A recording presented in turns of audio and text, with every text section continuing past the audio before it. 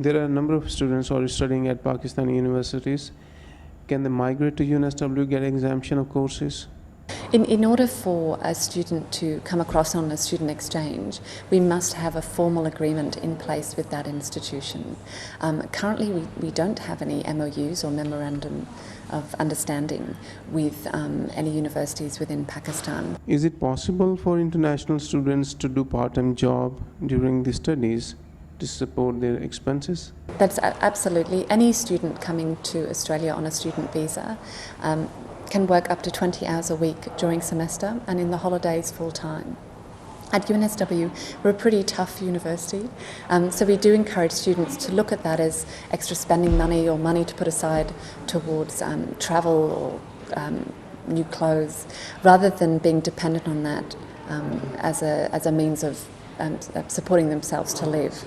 We recommend 10 hours a week because we have noticed students who take on more work than that, their grades tend to slip a little. How many Pakistani students do you have at UNSW? At the moment, in this particular semester we took in 54 new students from Pakistan.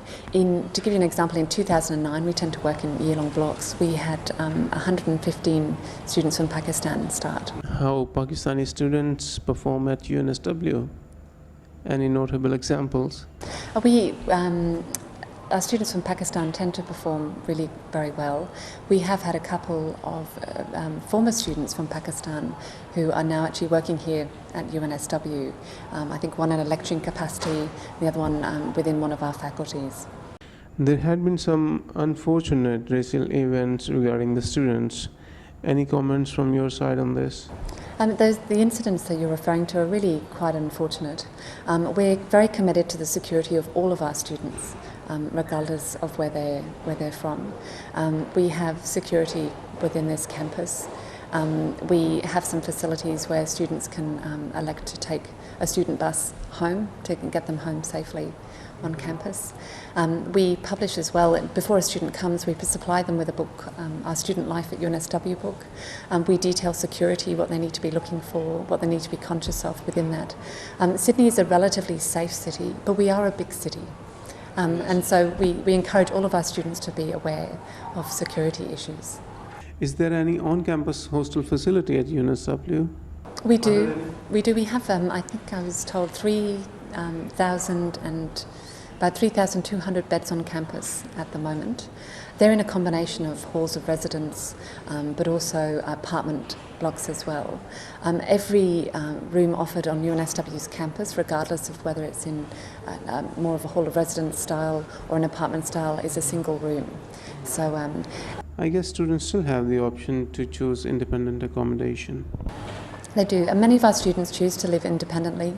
We're located in the eastern suburbs of Sydney. It's quite a desirable place for people to choose to live, and we're in a very residential area.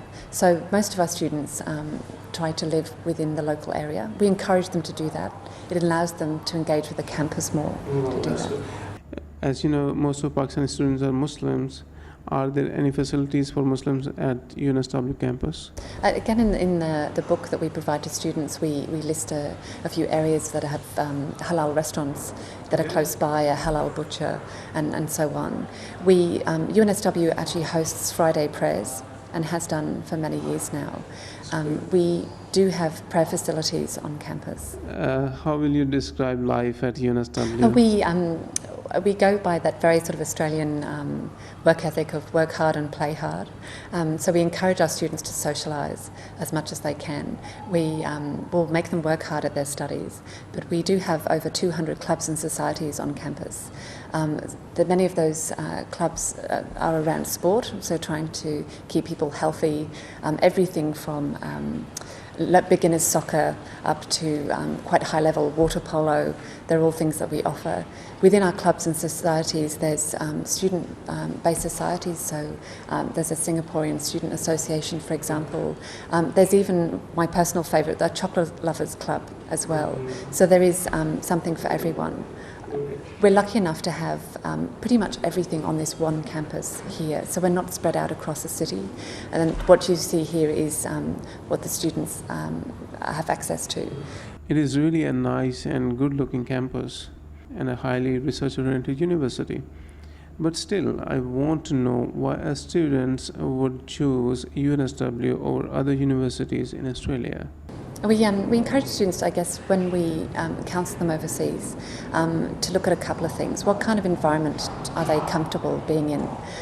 It would be wrong for us to, ask a student to come to UNSW if they would rather be in a very small town and environment. So we encourage students to look at the course, where our degrees will take them, but also if they're going to be comfortable in the environment here during their studies. An unhappy student is unlikely to perform well, and that is exactly what we want to avoid.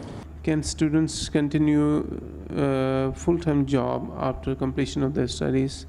At the moment, the current visa regulations allow students who have completed a program in a particular area, say for example an engineering-based program or a business-based program, if they can find employment within their first 6 months with an employer in a related field. So if they did a Master of Engineering, they need to find something in an engineering-related field.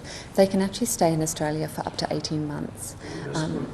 That 18 months is great because it allows an employer to see how a student performs in the work environment, and the employer can choose after that to pursue sponsorship opportunities with that student if they believe that they're performing well and they wish to have them remain in that position. I'm really thankful for finding time for us. I'm sure your time and your answers will really help Pakistani students who visit our website, and they'll get most of their questions answered.